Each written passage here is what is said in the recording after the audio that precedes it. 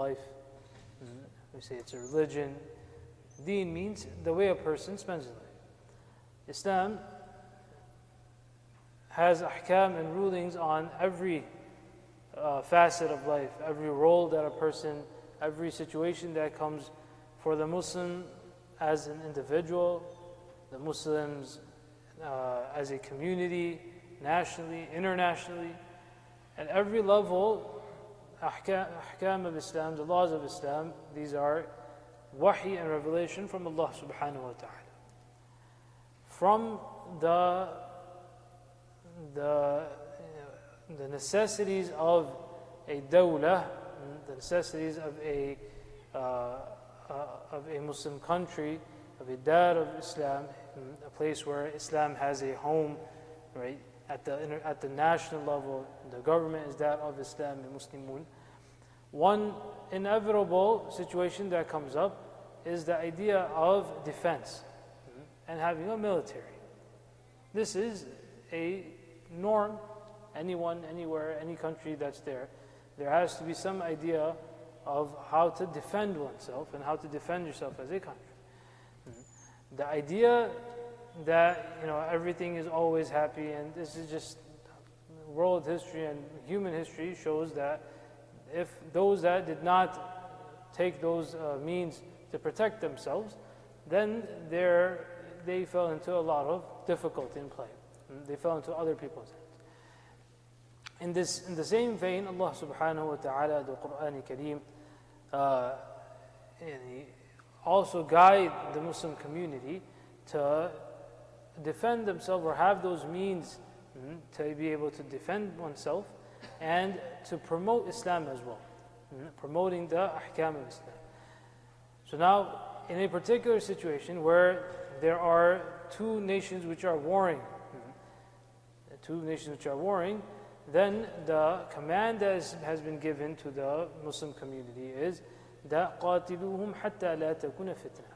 This is what we refer to as illatul jihad. Illatul jihad means that why was jihad legislated to begin with? To remove this kind of hostility and fitna and harm from the Muslim community. That there will always be those, as we can see around us, no one is blind to the realities of what's happening, that when the Muslim community is very weak, then others will not only take advantage of them, but they will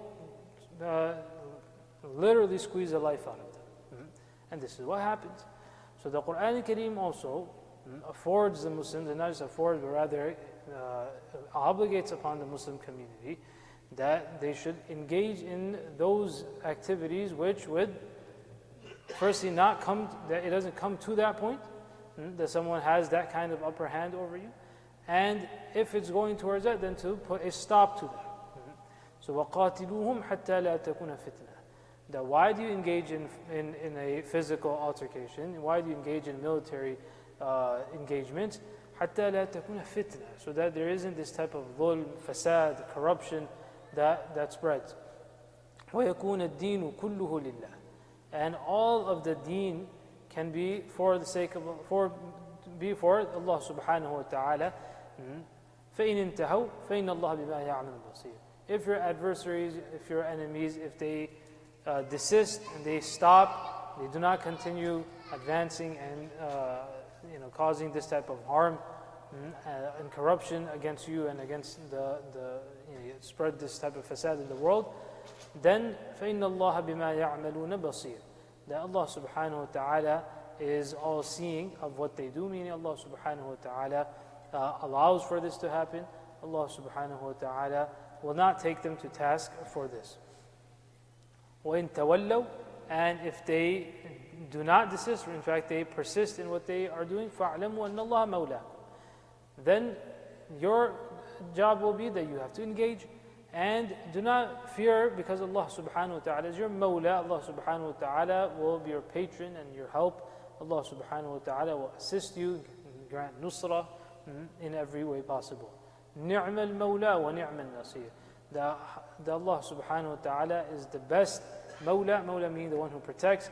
نِعْمَ النَّصِيرُ. Allah subhanahu wa ta'ala is the best one, is the best of supporters.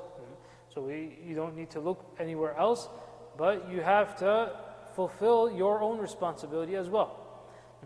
So if the ummah, as in ummah, does not fulfill their own responsibility, and they say that ni'mal mawla wa ni'mal nasir, ni'mal mawla, then it doesn't work like that. The ummah has to do their job, and then Allah subhanahu wa ta'ala's nusra, then we can expect that as well. There's a system, right?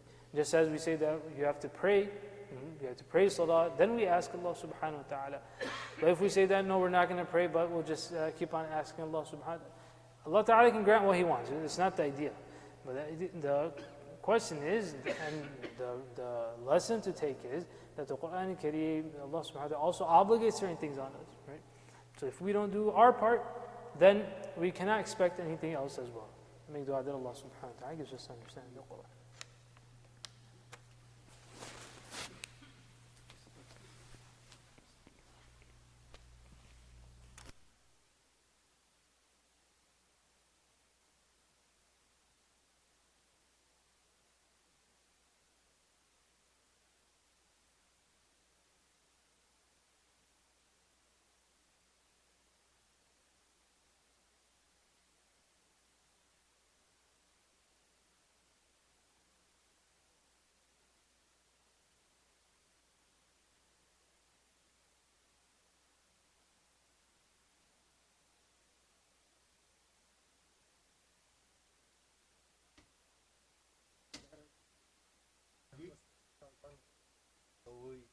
Maybe one come over.